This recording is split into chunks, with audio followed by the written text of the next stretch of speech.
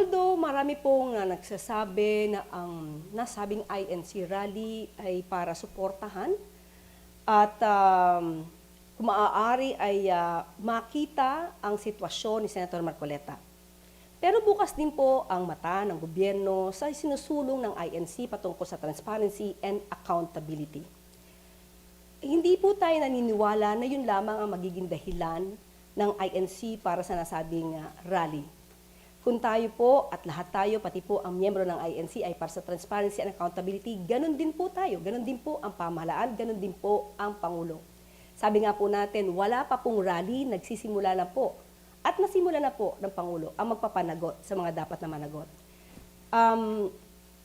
Malamang ang mga miyembro po ng INC ay makikita naman nila kung ano yung mga elemento na nailagay patungkol sa di umano'ng plunder and graft cases.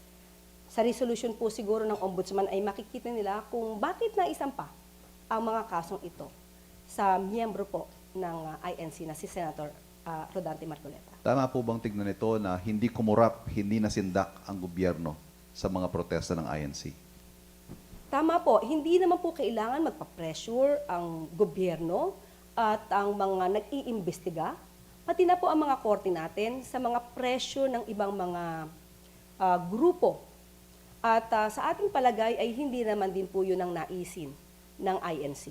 But still, sa mga may balak na magpa-pressure sa gobyerno para po mapaligtas ang mga tao na sinasabi natin maaaring sangkot sa mga anomalya, huwag niyo na po itong ipilit.